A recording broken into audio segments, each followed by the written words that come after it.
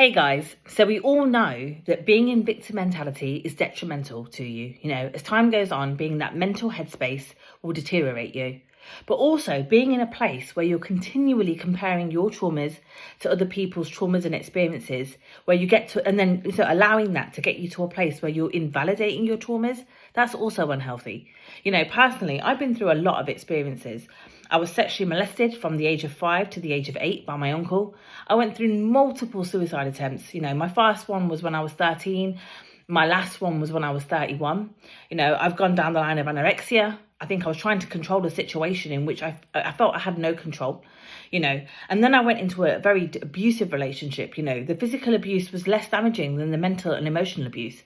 That's the abuse that really, started to strip me of who I was.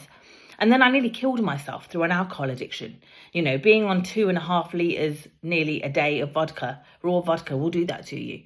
And then I crawled out of this really dark place to lay the foundation for the life I have now, and then I met the most beautiful human being, and then I had to watch him die, so I've been through a lot of things in my life. And yeah, I am not disagreeing that there's people out there who have been through much worse than I have.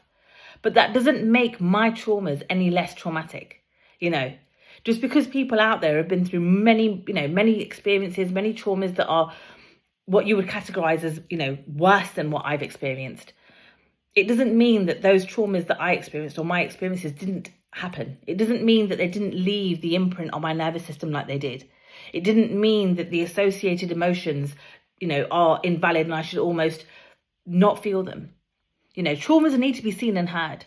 They need to be accepted. They need to be seen and heard. They need to be processed. Because if you don't do that and you invalidate your traumas, you're going to be continually triggered. Continually. Victim mentality and avoidance are just as damaging.